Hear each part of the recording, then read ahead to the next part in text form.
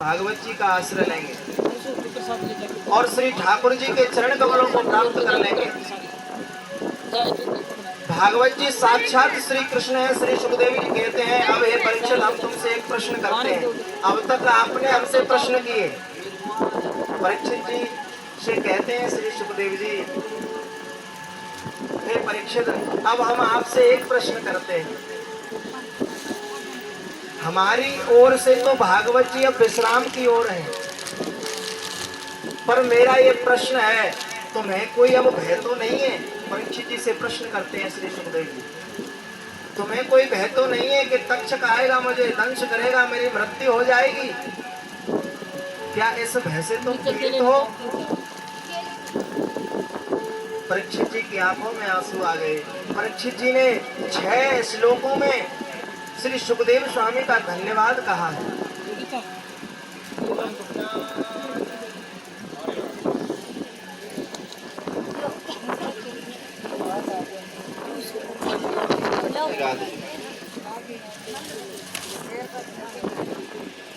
वृंदावन बिहारी लाल की।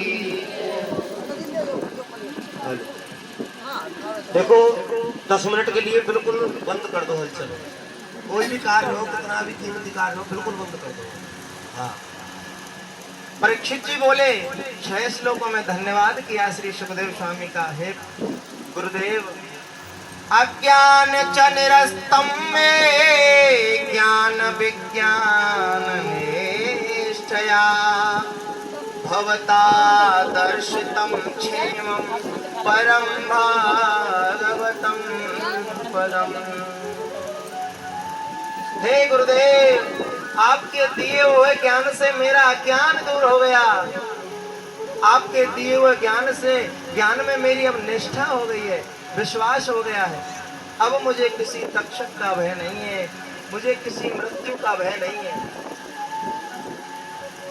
अब इस चराचर में या तो मुझे आप दिखते हैं गुरुदेव, या मुझे गोविंद दिखाई दे रहे हैं, और मुझे अब कोई नहीं दिखता। तब तो गुरु जी प्रसन्न हो गए सुखदेव जी, और सुखदेव जी कहते हैं, भैया हमारा कहना सफल हो गया और तुम्हारा सुनना सफल हो गया। अब राजन हम जाएंगे। सुखदेव जी कहे अब हम जाएंगे, तो परीक्षित जी तो फूट फूट के रोने लगे। अरे राजन, जब तक हम जाएंगे नहीं तब तक तक्षक यहाँ नहीं आ सकता। हम जब तक हैं जब तक नहीं आएगा, और जब हम जाएंगे नहीं तो संत महापुरुष का जो तुम्हें श्राप लगाए वो झूठा पड़ जाएगा, तक्षक आएगा नहीं। ये सुनकर तो परीक्षित जी रोने लगे। सुखदेव जी ने हृदय से लगा लिया परीक्षित जी को। क्यों रोते हो? बोला मृत्यु के वजह से नहीं रो रहा, आज आपका विशोह हो रहा है गुरुजी, इसलिए रो रहा हूं। अरे गुरु का कभी बिछड़ना नहीं होता, गुरु का कभी बिछड़ना नहीं होता। भगवान की लीला में हम पुनः मिलेंगे, पुनः मिलना होगा। भगवान की कृपा से हम फिर मिलेंगे। परीक्षित जी यहाँ पर श्री सुखदेव जी का पूजन करते हैं। परीक्षित जी ने सुंदर भाव से श्री सुखदेव जी का पूजन किया, और ज्यों ही सुखदेव जी उठकर चले, उस समय परीक्षित जी ने श्री सुखदेव जी को जाते हुए नहीं देखा, नेत्र बंद कर लिए। परीक्षित जी ने समाधिस्थ हो गए, बिल्कुल आंखों में अश्रु है, नेत्र बंद करके बैठे हों। और उसी समय परीक्षित जी ने अपने प्राणों को त्याग दिया। जैसे ही गुरु उठ के चले, अपने प्राणों को त्याग दिया परीक्षित जी। भगवान की स्मृति में और गुरुदेव के विरह में प्राण छूट गए परीक्षित जी के।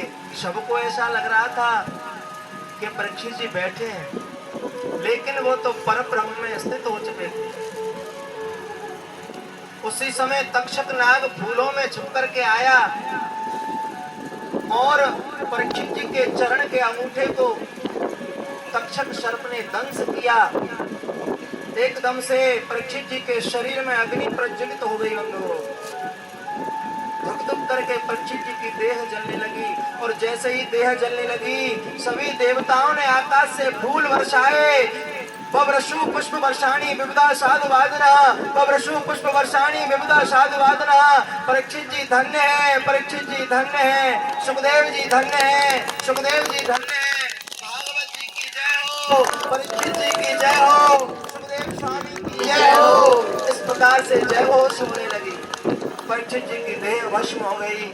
सब विचार करने लगे, अरे भैया परीक्षित जी की अंतिम क्रिया तो हुई नहीं, परीक्षित जी तो जल के भस्म हो गए। इतनी देर में क्या होता है, गंगा जी बहुत नीचे बह रही थी। उस समय परीक्षित जी की भस्मी पड़ी हुई थी। जब सभी संत सोच रहे थे कि परीक्षित जी का अंतिम संस्कार नहीं हुआ, गंगा जी कल कल कल कल कल कल कल कल कल करती हुई ऊपर की तरफ आई और परीक्षित जी की भस्म को बहा करके अपने साथ ले गई।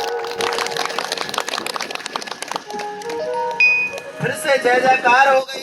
कहिए श्रीमद् भागवत महापुराण की जय हो, जी महाराज की जय हो, सुखदेव जी महाराज की जय हो। जय जयकार हो गई। परीक्षित जी को भगवान की प्राप्ति हुई, मोक्ष मिल गया।